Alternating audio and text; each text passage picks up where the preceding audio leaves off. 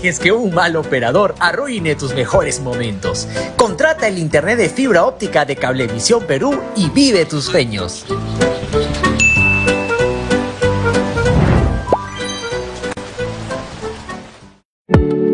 Recuerda que puedes participar, solo tienes que llamar y tú te beneficias. Somos Visión Noticias, te olvida tus dudas y tu problema, pa' que tú veas cómo te va, pa' que tú veas. Llámanos al 981-434723 o al 981-469405. Porque sabemos que usted es nuestro mejor aliado informativo. Ahora, Yo Informo, también vía WhatsApp. Cuéntanos lo que pasa minuto a minuto en la zona de Lima Este, enviando fotos y videos a nuestro número.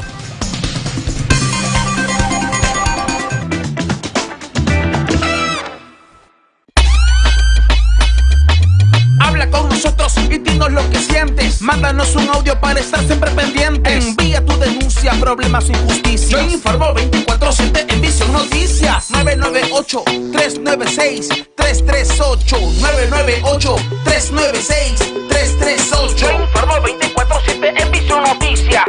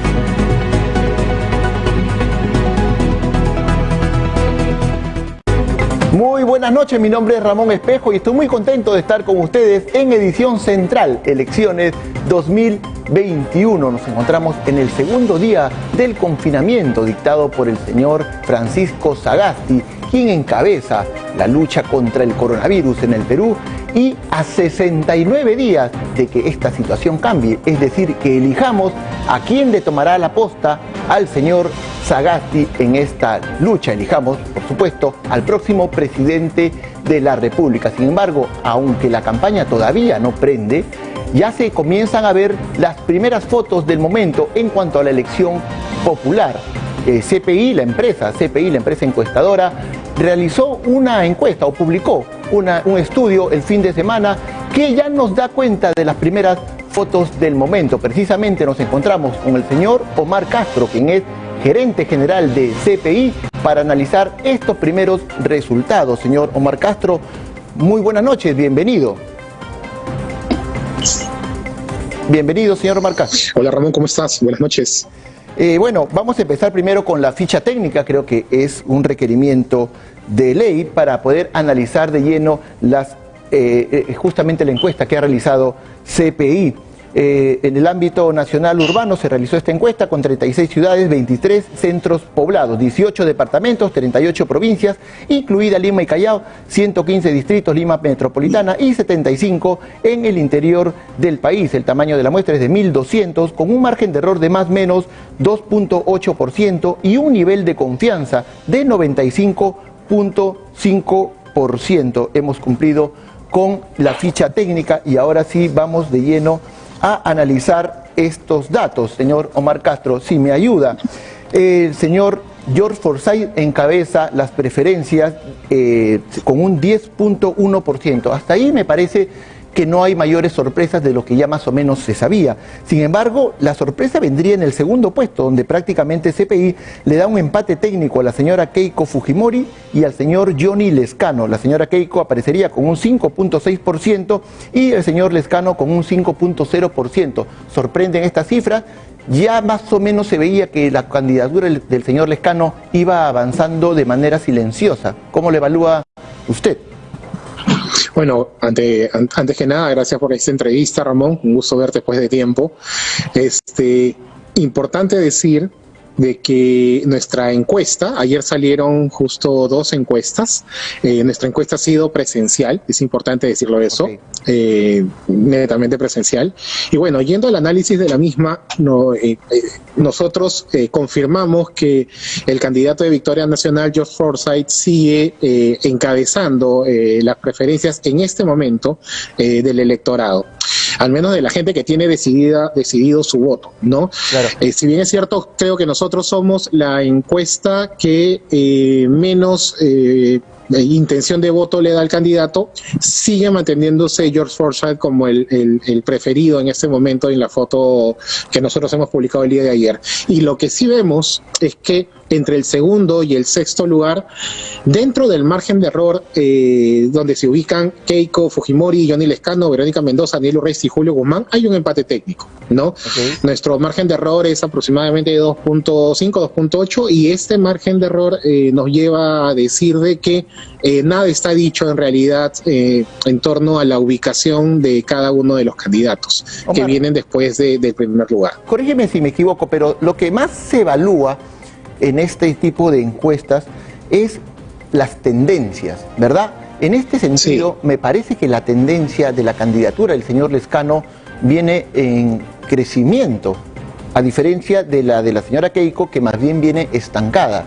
¿Esto es así? Y también sí, es cierto. Sí, nosotros estuvimos analizando en realidad desde los últimos 3 estudios que hemos hecho una subida en la intención de voto de Johnny Lezcano y creemos entender, si bien es cierto no le hemos hecho un seguimiento individual a esta candidatura, esto respondería a que la gente está buscando opciones distintas. Si bien es cierto, Acción Popular no es un partido distinto, es más, estaría vinculado con la gente que apoyó, es el partido que puso a Merino y que trajo todas las consecuencias que hemos visto en los últimos meses en el país.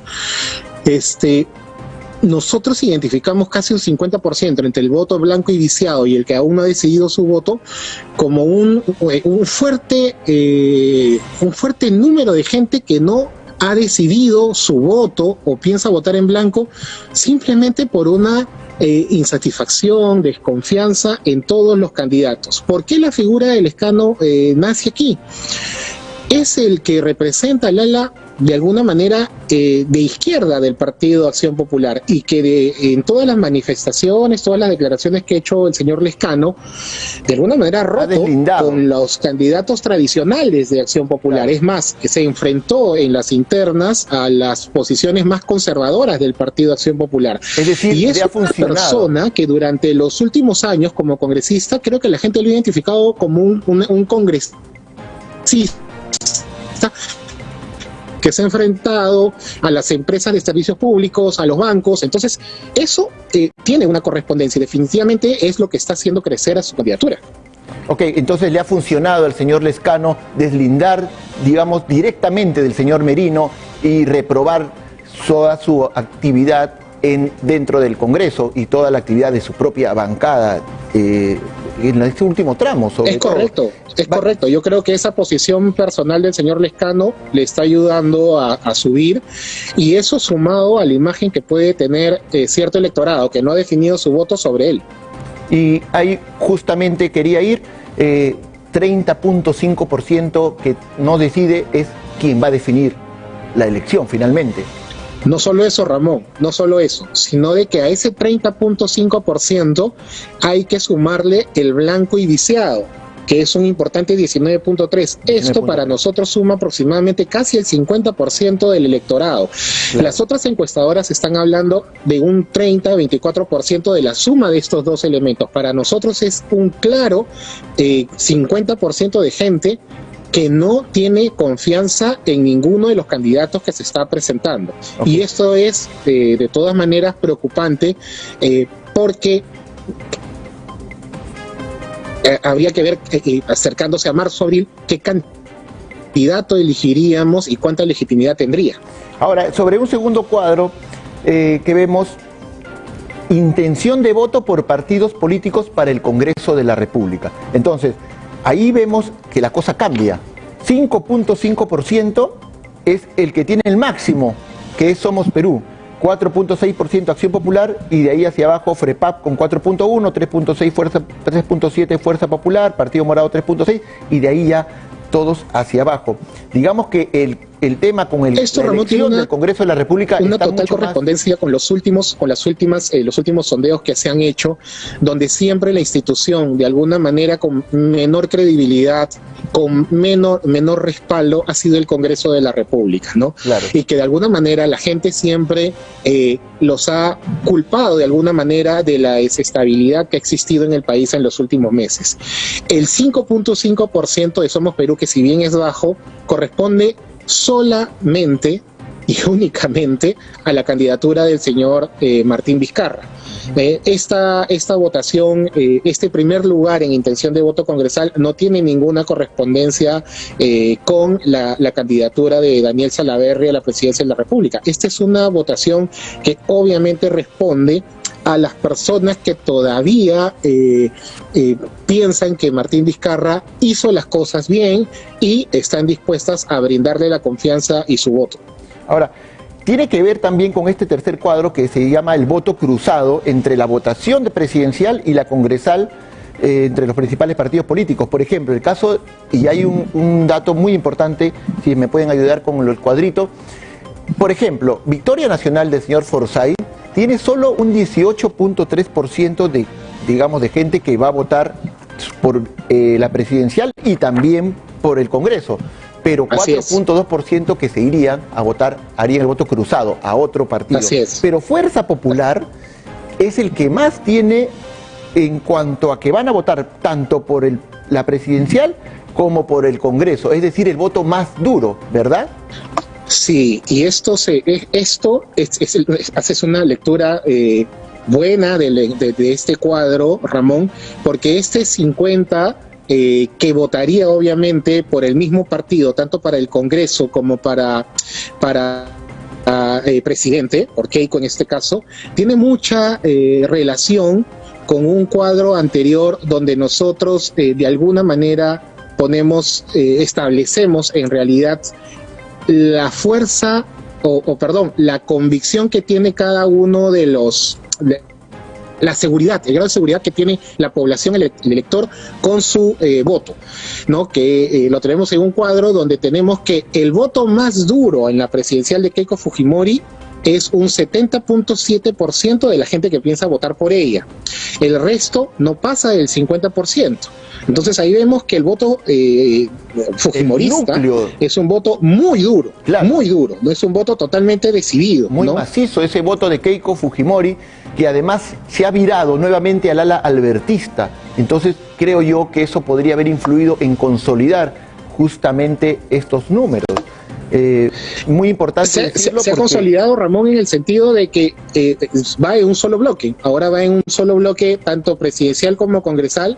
Se vuelve a confirmar esta tendencia de un voto duro, y vamos a ver en las próximas semanas cómo le va a Fuerza Popular como bien mencionas, con este nuevo mensaje de unión entre la familia, ¿no? Entre Alberto y Keiko, ¿no? Que en una entrevista hace una semana, exactamente, Keiko lo manifestó. Claro, que le iba a indultar. Justamente respecto de eso, también ustedes han hecho la pregunta, opinión respecto a la reciente declaración de Keiko Fujimori sobre el indulto a su padre. Y el 56.1% no le cree, ¿verdad? ¿Esto es así? ¿Me ayudan con el cuadro, por favor?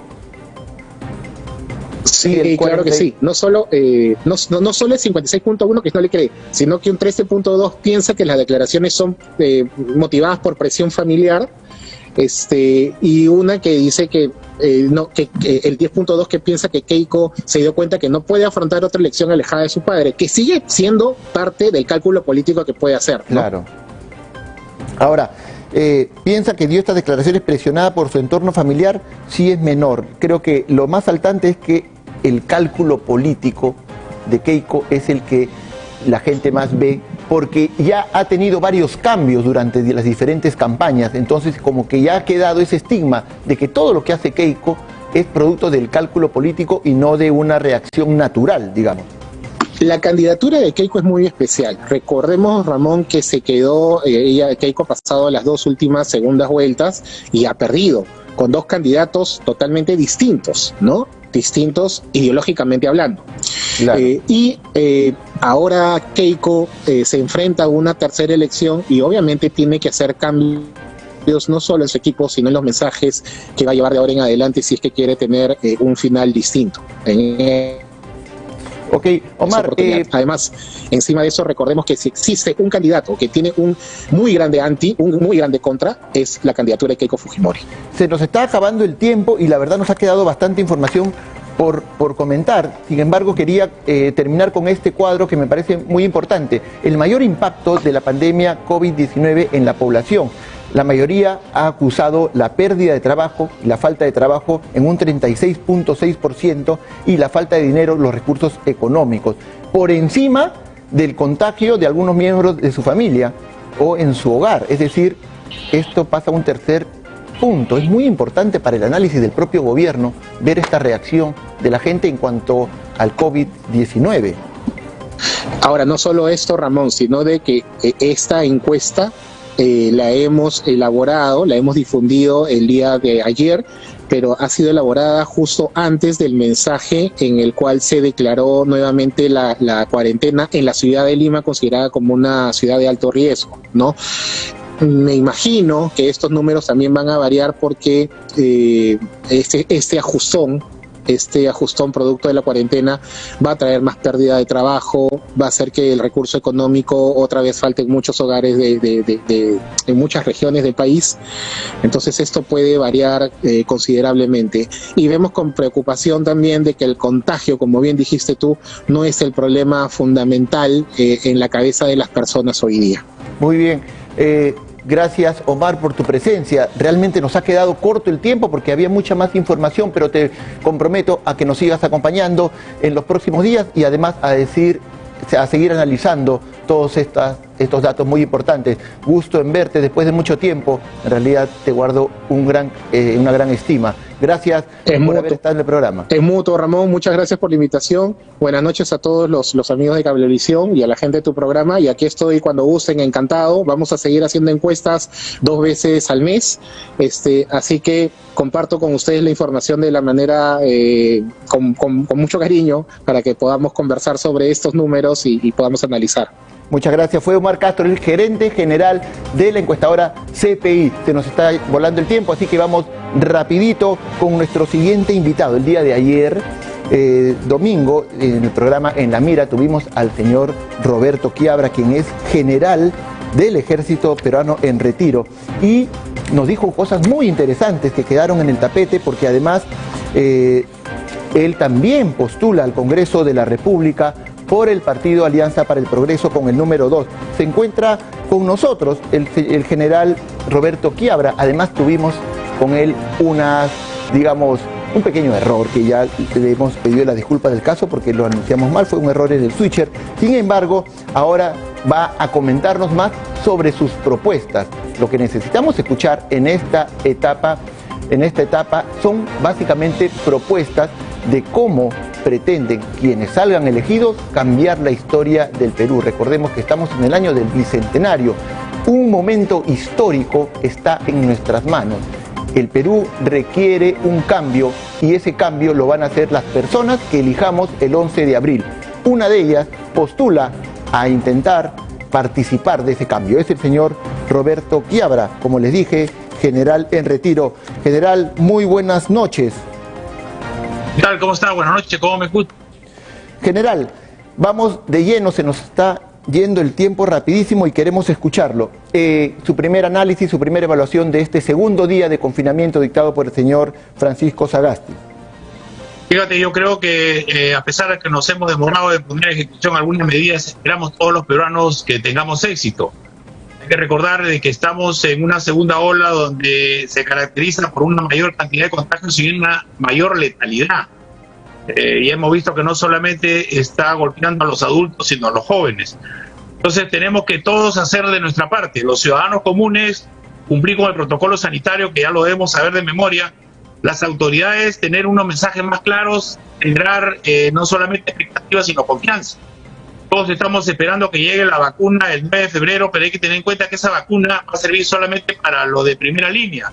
Claro. No para todos los ciudadanos. Claro. Recién a partir de las otras vacunas podremos ir avanzando. Claro, ahora entonces, yo creo que hay que ver que no se afecte la economía, los empleos muy golpeados, en particular aquellos que recién estaban resucitando, por decir, o aquellos que se habían reinventado, que lamentablemente pueden haber envuelto en una crisis que los puede hacer quebrar definitivamente. General, mirando lo positivo, y esto tiene mucho que ver con el comportamiento de la gente, es que a pesar de que la gran mayoría, al menos según las encuestas que acabamos de ver incluso del CPI, tiene como principal problema y prioridad el tema económico, el trabajo, el dar de comer a sus hijos. Sin embargo, ha habido un esfuerzo importante, al menos es lo que parece, y la gente está acatando en gran medida este confinamiento, que por otro lado no es tan estricto como el anterior. ¿Usted lo percibe así? Yo creo que si miramos las noticias de todos los días, donde vemos las colas por oxígeno, o familiares llorando por la falta de una cama, y que los familiares y amigos se nos están yendo muy rápido de lo que pensamos, yo creo que eso nos puede llamar a conciencia después de haber sufrido un año. Lo que pasa es que se manejó mal la primera ola, y esperemos nosotros que esta segunda ola nosotros mismos seamos protagonistas, los ciudadanos seamos protagonistas. Tenemos que recuperar la confianza en las autoridades, porque es la única manera. Si no confiamos en nuestros médicos, en nuestras autoridades, yo creo que nos va a ir mal. Yo creo que pasa por ahí. Es una tarea de todos. Los peruanos debemos decir que es una tarea de todos. General, intentamos buscar cuáles son sus propuestas puntuales, ya que usted postula al Congreso de la República con Alianza para el Progreso con el número 2, y nos sorprendió un poquito ver que en su página web dice que todavía no, en un futuro va a explicar mejor sus propuestas detalladas. Sin embargo, la pregunta es directa respecto a la seguridad. que es uno de los principales problemas que azotan al Perú luego de la pandemia, ¿cuál sería la solución o al menos el camino que debemos seguir para tratar de menguarla? Fíjese, los peruanos tenemos que preguntarnos por qué no hemos tenido éxito en ninguna estrategia que se ha implementado para combatir la inseguridad ciudadana, y es porque hemos reducido todo el problema a policías y jueces. Y los policías y los jueces son parte del problema y parte de la solución, pero no son el problema y la solución. Claro. Primero que hay que tener es una estrategia integral a nivel nacional con estrategias específicas por distritos y por barrios. Yo espero promover una agenda de seguridad de aplicación inmediata que comprenda lo siguiente: negarle los recursos humanos a la delincuencia. Cuando a mí me preguntan dónde están los delincuentes no están en las calles, sino están en las casas. Ahí nos los están robando. Sacar a todos los niños y jóvenes que han sido captados por la delincuencia. Cortarle los recursos financieros y logísticos al crimen organizado. Recuperar a todos aquellos peruanos que hemos perdido por los actos delictivos. Acompañar a las víctimas. Dentro de ese esquema general, lo inmediato para poder reducir la inseguridad que hoy día estamos sufriendo pasa por sancionar los delitos menores que cometen delito. Tenemos que cortar de raíz el inicio de una carrera delincuencial. Ejemplo, usted debe haber dado la noticia 2 veces en pleno toque de queda, niños de entre 12 y 15 años asaltando esas tiendas Ambo durante el toque de queda. Dígame usted dónde están los padres. Claro. Y dígame usted qué cosas robaban. Licor. Ya los perdimos esos chicos, tenemos que recuperarlos. Entonces ahí, uno, charlas familiares para que los padres, si es que no saben, se den cuenta del camino que están siguiendo sus hijos. Y 2, trabajo comunitario. De tal manera que los niños se den cuenta de que están yendo por un camino equivocado. Lo otro, trasladarle la inseguridad y el temor a los delincuentes. Los delincuentes dicen antes de robar: ¿cuánto voy a robar? ¿Qué probabilidades hay que me capture la policía? ¿Y qué facilidad tengo que la justicia no me sancione? Claro. Vemos nosotros que la policía captura y a las 24 horas está afuera. Entonces, usted tiene que incrementar drásticamente la pena de los delitos que más nos están afectando. Ejemplo, convertir una rutina que usted no pueda salir con su familia, ni siquiera comer en un restaurante o en un tifa, porque entran, los asaltan a mano armada y le ponen la pistola en la cabeza a su niño. Eso no se puede permitir. De 10 a 15 años sin beneficios penitenciarios. General. No se puede permitir que asalten a una mujer o a un niño a mano armada, porque eso también tiene que ver con cobardía y se ha convertido en una rutina por un celular. 10 años sin beneficio penitenciario. Entonces el ladrón, el delincuente, tendrá que ver: si yo robo y después me captura, me va a comer 10 años. Si quieres, te lo comes. Claro, general, ¿usted coincide en este caso, en esta misma lucha contra la delincuencia, como propone el señor Lezcano, que las Fuerzas Armadas tengan que intervenir, que salgan a las calles para combatir también la delincuencia? ¿Usted está de acuerdo o no con el señor Lezcano en ese sentido? Equivocado. Está equivocado porque usted ahí, con esa disposición, usted está debilitando a las 2 instituciones. ¿Cuál es el mensaje que le da usted a la policía? Que la sociedad te tiene confianza, o que tú ya no eres competente, te vas a reemplazar por los soldados, o vas a compartir tu misión con los soldados. ¿Y qué le está diciendo la Fuerza Armada? Cumple una misión para la cual no estás instruido, entrenado, equipado, ni tienes el respaldo legal para que te pongas en peligro de cometer delitos de derechos humanos. No es así. La solución pasa por fortalecer a la institución policial. Y la fortaleza de la institución policial es de la acción del policía, su instrucción y entrenamiento, su reentrenamiento. Nunca lo reentrenamos. El policía sale de su escuela y nunca más lo vemos. Preguntémonos, ¿por qué tenemos más de 500 policías que han fallecido por COVID o a consecuencia del COVID? Porque nos despreocupamos del policía, de su entrenamiento físico, de su alimentación y su atención de salud. Eso nos debe preocupar. Y después cambiar todo el sistema, el mapa del delito, que lo formulan los ciudadanos y la inteligencia policial. Es decir, por barrios. En esta esquina a las 7 de la noche, acá viene y se juntan fumones. En esta esquina nos asaltan toda la noche. Ese es el mapa del delito. Ese es el mapa del delito es usted los cuadrantes y los corredores. Y usted por un policía con sus efectivos, con la responsabilidad de que su sector no pase nada. General. Hay que reforzar a nuestra policía y habilitarla, haciéndola compartir funciones. General, en el caso de lo que se está viendo mucho últimamente son asaltos con extrema violencia, pero se usa mucho la motocicleta. Se ha vuelto una herramienta prácticamente del delito. Es verdad, no podemos decirles, o sea, prohibir el uso de la motocicleta, pero la estrategia para combatir el delito tendría que pasar también por hacer un análisis respecto de ese uso, porque está proliferado. 2 personas en moto, ya es un cuadro repetido. 2 personas en moto, se baja una con una pistola y salen disparados porque el tráfico impide que los carros puedan perseguirlos y entre los carros se meten las motos y desaparecen. ¿Qué podemos hacer ahí? Dentro de la agenda de seguridad que yo propongo están quitarle las armas a los delincuentes. Empecemos. ¿Ya bloquearon todos los celulares de las cárceles? Nos siguen extorsionando de las cárceles. 2 en moto es un arma. Solamente debe 1 en moto, porque sabe que hay que equilibrar la seguridad con las libertades. Pregúntele a cualquier ciudadano qué siente cuando está parado en la puerta de su casa y se presenta una moto con 2 personas. Pregúntele a un ciudadano qué siente cuando al costado de su carro aparece una moto con 2 personas. Terror. Hemos visto Girón de la Unión, 7 de la noche, asaltando una joyería, 2 motos, y encima tiene la facilidad de irse en contra del tráfico. ¿Hasta cuándo? ¿Cuándo? Tenemos que tomar, ¿sabe qué? Es el tiempo de tomar las decisiones en momentos difíciles, porque si no, todas las noticias y todo lo otro, mototaxis que no están bien identificadas, también, es un arma. Exacto, Bien se ha vuelto también. Y lo otro, los mercados negros, la usura definitiva, porque los mercados negros son los que provocan que se roben los celulares y se venda robado. Claro. La usura definitiva y punto. General, tiene que tomar medidas drásticas, porque si no, vamos a seguir siendo muy tímidos los peruanos y vamos a ir sufriendo de cada vez que salimos a la calle. La última pregunta antes de despedirnos. Tuvo unas palabras muy fuertes contra el señor Daniel Olivares por el tema de la marihuana. ¿Se retracta de esas expresiones que tuvo con el señor Daniel Olivares llamándolo fumón? Bueno, quién sabe, no debería decir fumón porque es el término común, pero yo le digo lo siguiente. Todo en el Perú es libre uno de fumar marihuana o cualquier droga. Es libre, es legal, no lo diga.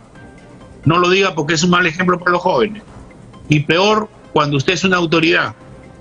¿Qué podemos pensar de nosotros? Porque él lo hizo, fue sorprendido cuando estaba en una sesión del Congreso.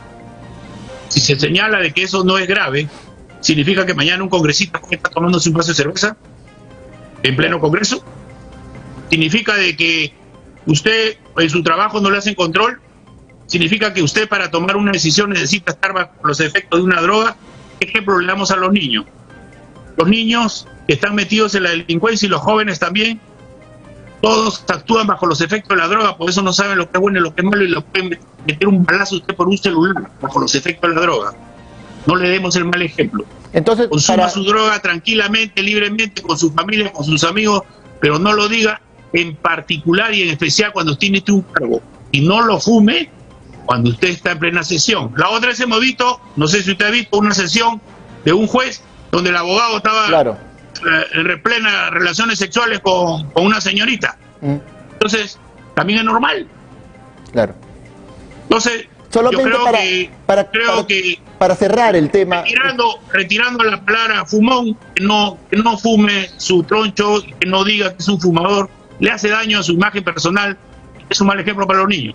Muy bien, fue el general Roberto Quiabra quien postula por Alianza para el Progreso con el número 2. Muchas gracias, general, ha sido un gusto tenerlo en el programa y siempre que pueda, darse una vueltita por acá para hablarnos más de sus propuestas. Vamos a una brevísima pausa y regresamos con Gaela. Ella postula por Juntos por el Perú y, bueno, ha estado envuelta en una polémica que va a contarnos en este momento después del bloque comercial. Adelante, pausa y regresamos.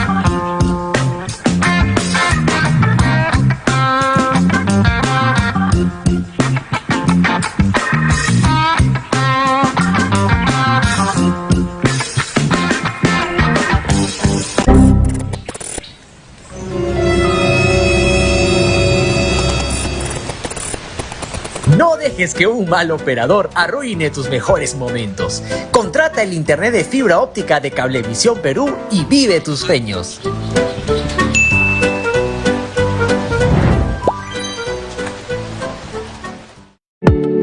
Recuerda que puedes participar, solo tienes que llamar y tú te beneficias. Somos Visión Noticias, te olvida tus dudas y tu problema, pa' que tú veas cómo te va, pa' que tú veas. Llámanos al 981-434723 o al 981-469405.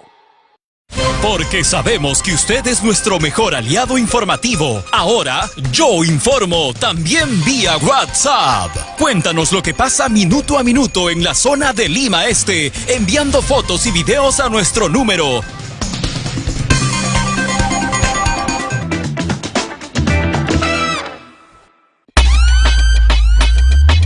Habla con nosotros y dinos lo que sientes. Mándanos un audio para estar siempre pendientes. Envía tu denuncia, problemas o injusticias. Yo Informo 24/7 en Visión Noticias. 998-396-338. 998-396-338. Yo Informo 24/7 en Visión Noticias.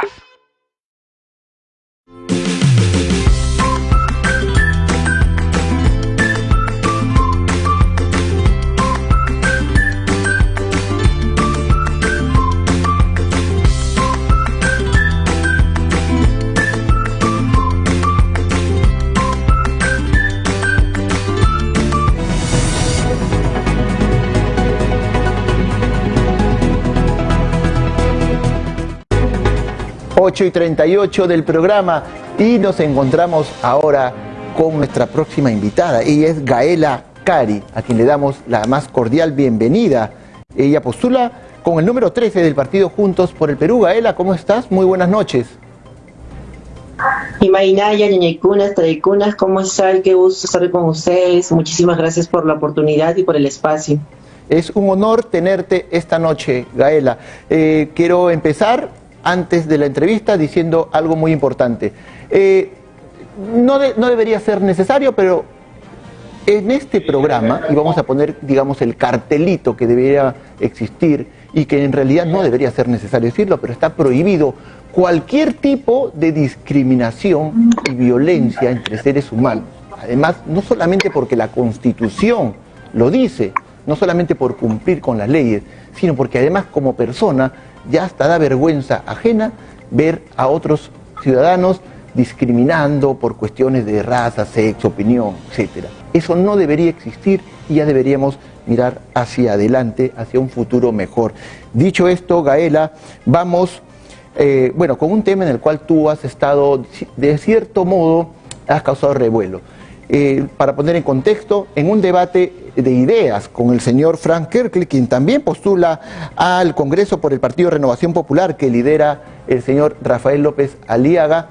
Luego de aquel debate, el señor Kerkle en sus redes sociales hizo público tu ficha RENIEC, y luego de eso se generó toda una convulsión en redes sociales y Gaela fue al Jurado Nacional de Elecciones y puso una denuncia por acoso político, transfóbico y discriminación contra el señor Kerkle. ¿Nos cuentas, por favor, el motivo y por qué sientes que el señor es un acosador político, un transfóbico y un discriminador? Primero yo quiero agradecer a quienes han brindado muestras de apoyo, de solidaridad a lo largo de todos estos días y dejar claro que lo que se ha cometido es un acoso transfóbico, es violencia, es discriminación. La discriminación es un delito y no debe volver a ocurrir, ¿no? ¿Por qué? Queda ¿Por qué claro lo sientes así? Explícale a la ciudadanía por qué lo hecho por el señor Frank Kerkle se configura dentro de lo que has mencionado: acoso político, transfóbico y discriminación. Porque usar el nombre impuesto de una persona trans para humillarla, para ridiculizar quién es un acto de transfobia. Y hacerlo en un contexto como este no es más que acoso político. Y eso ha originado que hayan personas en las redes convocando a golpearme hasta que me vuelva macho o buscando que perjudicar a mi familia, cuando esta debería ser un proceso en el que se pueda brindar cuáles son las propuestas, ¿no? Yo tengo 4 propuestas básicas que les he puesto con toda claridad, pero lamentablemente se han usado las redes para poder usar el nombre impuesto de una persona trans solo para generar burla, humillación, menosprecio. Eso es transfobia y además configura acoso político, ¿no? Ahora, por eso nos presentamos en el Jurado Nacional de Elecciones para exigir 3 cosas básicamente. Primero, que se sancione este acto de acoso político, esta transfobia.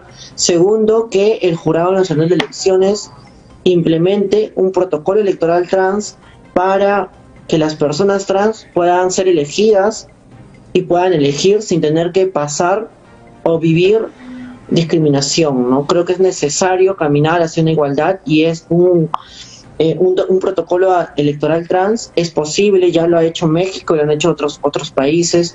Lo tercero que creo que es también fundamental es que el Jurado Nacional de Elecciones tome acciones concretas e inmediatas para poder frenar estos actos de discriminación. Sobre ese punto quería preguntarte, antes de pasar a tus propuestas, prometo cerrar el tema con esta última pregunta. Quieras o no, y no quiero ponerme en lo absoluto, ni justificar la posición del señor Kerkel, pero Dios me libre de eso, por cierto, pero digamos que tiene cierta base legal, es decir, lo que él ha hecho, la publicación de tu ficha RENIEC no es inventada, no es fraguada, es real. ¿Crees tú que el jurado, basándose en eso, va a hacer caso a tus pedidos? Y la segunda sería, si es que ese impedimento, o digamos, esa base legal debería ser cambiada, y si lo vas a proponer en el siguiente Parlamento, en caso seas favorecida con el voto popular. Vamos por la primera pregunta. Hace tan solo pocos años el racismo estaba institucionalizado en las leyes y no por eso era justo. Hace tan solo pocos años las mujeres no podían ir a las universidades ni ejercer su derecho al voto, elegir y ser elegidas, y no por eso era justo. Eso era machismo, más allá de si la ley lo permitía o no, porque quienes han hecho las leyes son justamente un grupo de grandes empresarios buscando cuidar sus intereses y no buscando cuidar los intereses de la ciudadanía, ni de las mujeres, ni de las personas LGTBI. Con esto quiero dejar claro que más allá de si la ficha es real o no, lo único que nos está demostrando es que se tienen que implementar mecanismos afirmativos. Lo único que nos ha demostrado este caso de transfobia y de acoso político es que el Estado le ha fallado a las personas trans y no les ha brindado normas, leyes y políticas públicas para poder garantizar su existencia. No es posible que sigamos en un país que sigue sin contar con un mecanismo que les permita a las personas trans poder cambiar sus datos en el DNI de manera rápida, segura y gratuita, y que tengamos que ser obligadas las personas trans a tener que denunciar al Estado en un proceso judicial que muchas veces dura más de 10 años, que tiene costos económicos y costos emocionales, que es revictimizante y que no siempre termina con una sentencia a favor de la ley de la identidad de género. Y hay que recordar que esto es grave. ¿Sabes por qué es grave? Porque la opinión consultiva 24/2017 de la Corte Interamericana de Derechos Humanos reconoce a la identidad de género como un derecho, la reconoce como parte de los derechos humanos. Y al no contar en este país con un mecanismo que nos permita el cambio de nombres rápido, seguro y gratuito, el Estado está violando esta norma internacional, y hay que recordar que los tratados internacionales tienen carácter constitucional. Y no solo eso, sino que además está violando la sentencia en la que el Tribunal Constitucional del Perú reconoce a la orientación sexual y la identidad de género como categorías protegidas. Lamentablemente nuestros jueces, nuestros abogados, nuestros fiscales no han recibido una información con enfoque de género, y eso se ve reflejado en el trato diferenciado que existe en los procesos de cambio de nombre para personas cisgénero y para personas trans. Hay que despatologizar estos procesos, ¿no?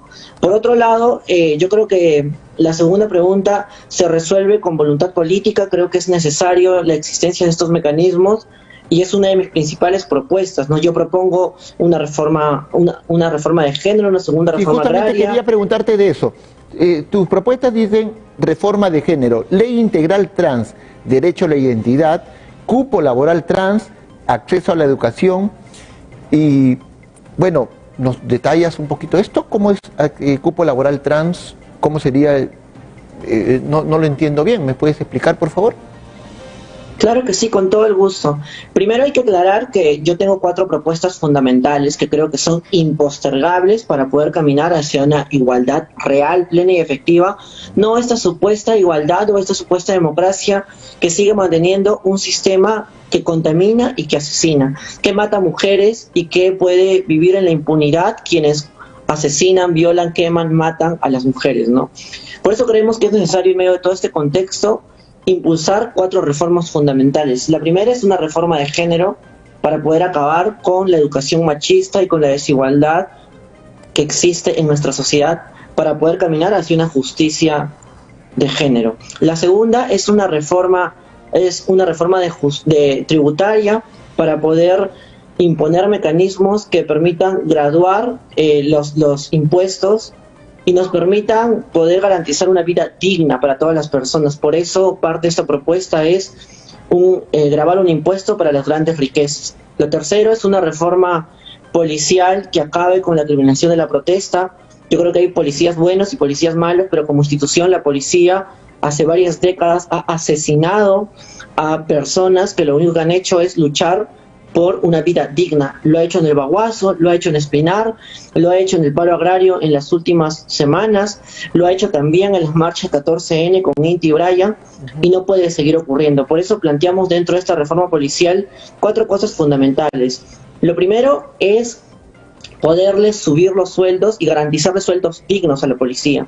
Lo segundo es eliminar la ley Gatillo. Lo tercero es derogar y eliminar el grupo Terna. Y lo cuarto y más fundamental es poder impulsar una formación para la policía con enfoque de género, con enfoque de derechos humanos, con enfoque intercultural. Gaila, te pido Eso un nos favor. ayudaría a acabar con la criminalización de la protesta. Claro, Gaila, es que, ¿sabes qué pasa?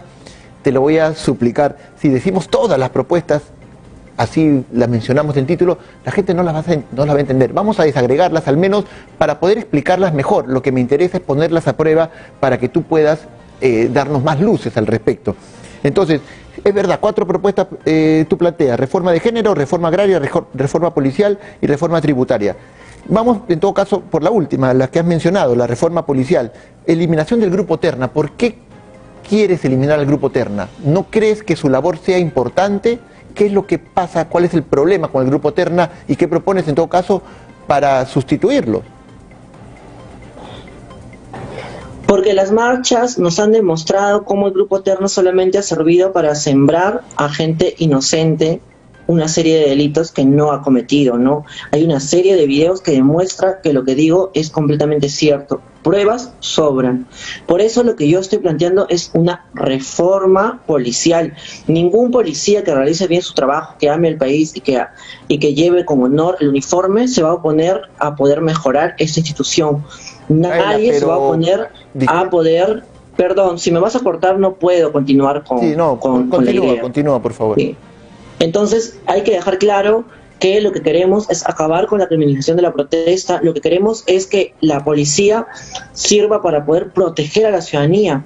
Eso hoy no sucede, porque la policía termina protegiendo a la mina, a los bancos, a los grandes agroexplotadores, y termina baleando a los campesinos y campesinas que salen a reclamar una vida digna. Eso no puede seguir ocurriendo. Por eso creemos que eliminar al grupo Terna es tan solamente uno de los componentes dentro de esta reforma. Ya, entonces, dentro de esta reforma pretendes eliminar al grupo Terna. No me convence mucho el tema de que sea por las marchas, pero luego dices terminar con la criminalización de las protestas, y me hace pensar que en realidad la Constitución no está en contra de las protestas son legales.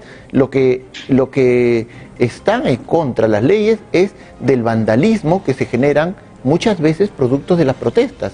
En este caso, sin Grupo Terna que las controle y eliminando la criminalización de las protestas, no sé, me da la impresión que podríamos entrar en un caos social en las calles. De pronto me equivoco, pero ¿me lo planteas bien? ¿Cómo podría ser cómo se sustentaría esa reforma? Primero, que ninguna medida es aislada. O sea, esta reforma policial tiene 4 componentes y van entrelazados entre sí. O sea, yo no solamente estoy planteando eliminar el Grupo Terna, no. Estoy planteando, además de eso, poder brindarles una formación a la policía con enfoque de género, con enfoque de derechos humanos, con enfoque intercultural y enfoque ambiental, para que puedan volver a cuidar a la ciudadanía. O sea, tú no me puedes dejar mentir. O sea, es real la violencia policial que ha estado sucediendo en lo largo de los últimos años. Si revisamos todo lo que ha pasado en las últimas décadas, todos los conflictos han terminado con asesinatos y con muertes. Enfrentan a la policía con quienes menos tienen. Eso no es posible, no es justo, no está bien.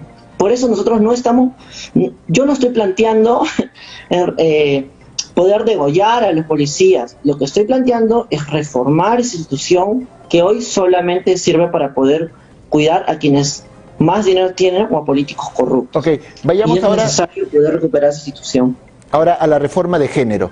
Ley integral trans, derecho a la identidad, cupo laboral trans, acceso a la educación y la salud, aborto libre, seguro y gratuito, sistema de cuidado para las familias, hogares, educación sexual integral con enfoque de género y espacios de libres de acoso. Esas son las propuestas dentro de la reforma de género. Explícanos la primera, en todo caso, ley integral trans, derecho a la identidad, a los cupos laborales trans y al acceso a la educación y la salud. ¿De qué se trata? Perfecto. La reforma de género busca poner por encima de la mesa la justicia de género, la búsqueda por acabar con las desigualdades que existen en este sistema capitalista, patriarcal y extractivista. Busca poder brindar mejores condiciones de vida para las mujeres, para las personas de la diversidad sexual y de género. Y una de las principales propuestas es la ley integral trans, que busca devolverle la ciudadanía a las personas trans que en este país no cuentan ni siquiera con un documento que refleje su identidad, que recoja sus datos reales de quiénes son y cómo viven. Eso a pesar de que la identidad de género es un derecho reconocido por el marco internacional, marcos a los que nos hemos suscrito a través del Pacto de San José de Costa Rica. Lo dice claramente la opinión consultiva 24/2017. Lo dice también la sentencia del Tribunal Constitucional del Perú. En ese sentido, el Estado tiene la obligación de poder implementar normas, mecanismos y leyes que garanticen el acceso a los cambios de datos en el DNI a las personas trans de manera rápida, segura y gratuita. ¿Lo ha hecho? No lo ha hecho hasta ahora.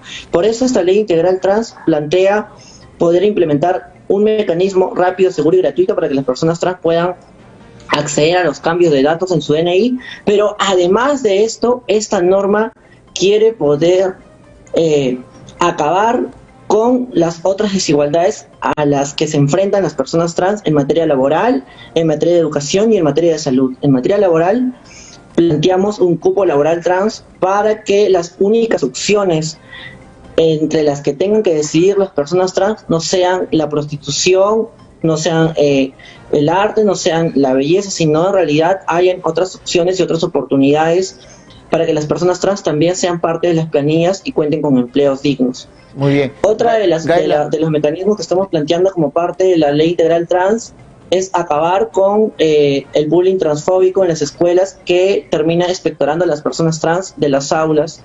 Y por último, un protocolo en salud para personas trans para poder combatir las situaciones de discriminación, de violencia y de transfobia que atraviesan las personas trans cuando van a atenderse a centros de salud. Muy bien, Gaela, se nos ha acabado el tiempo, sin embargo quería terminar con lo que debía haber empezado con tu presentación. Gaela es una joven trans afroandina, migrante, hija de padres campesinos.